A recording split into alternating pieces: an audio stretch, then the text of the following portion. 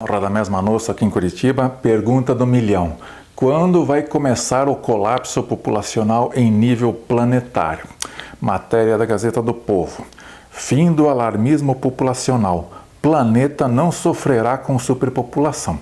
Nesta reportagem aqui, eles dizem que aqueles temores do passado, de que a população ia crescer de forma descontrolada no planeta, já está sendo deixado de lado. Agora, as projeções dizem que em um dado momento chegaremos a um pico populacional e dali na sequência haverá uma redução, um declínio populacional planetário.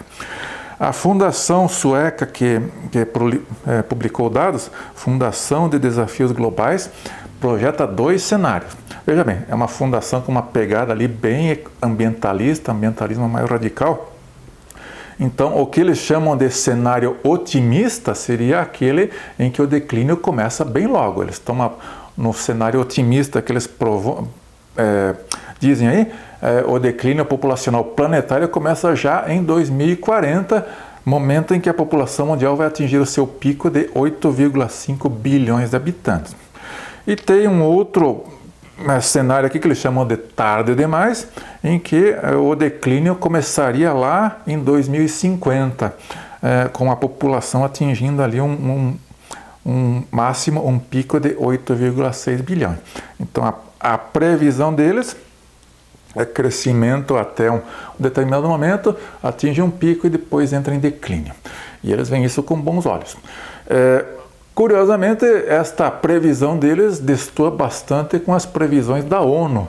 A ONU já diz que a população terá um pico de habitantes em 2080, esse pico será de 10,4 bilhões de pessoas e que esta população vai continuar mais ou menos estável até 2100. Depois de 2100 ninguém faz previsão porque aí é querer ir muito longe. Então, a pergunta aqui é por que existem essas diferenças de projeções tão grandes, né? Um diz que começa ali já em 2040, outro diz que vai ficar lá para depois de 2100. Olha, basicamente quem faz a projeção, ele vai usar ali algumas equações matemáticas, mas vai jogar na equação alguns fatores, algumas taxas de crescimento que vão sair da cabeça do pesquisador. Então o pesquisador vai recorrer a uma taxa que ele acha que é a mais provável ou talvez uma taxa que ele gostaria que acontecesse. Então, se o pesquisador tem uma pegada mais ambientalista, talvez ele seja entusiasta da ideia da redução. Então, ele pode jogar uma taxa ali que a redução populacional começa logo. Agora, a ONU já tem uma visão que tem ali muito fator político que tem que ser considerado. Sabemos que a ONU é um ninho esquerdista, progressista, globalista. Então eles têm comprometimento com esta agenda progressista e esta ideia aí do colapso populacional bate de frente contra a narrativa progressista. E eu vou explicar por quê.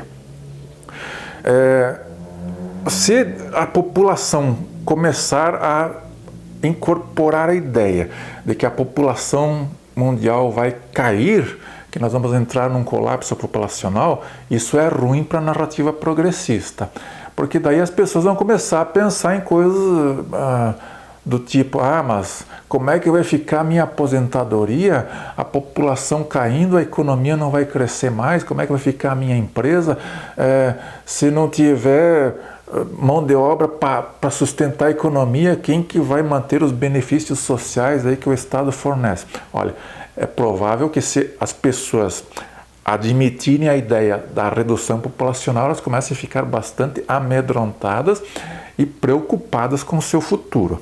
E isso é ruim para a narrativa progressista, porque a narrativa progressista quer justamente fazer políticas que vão na direção contrária.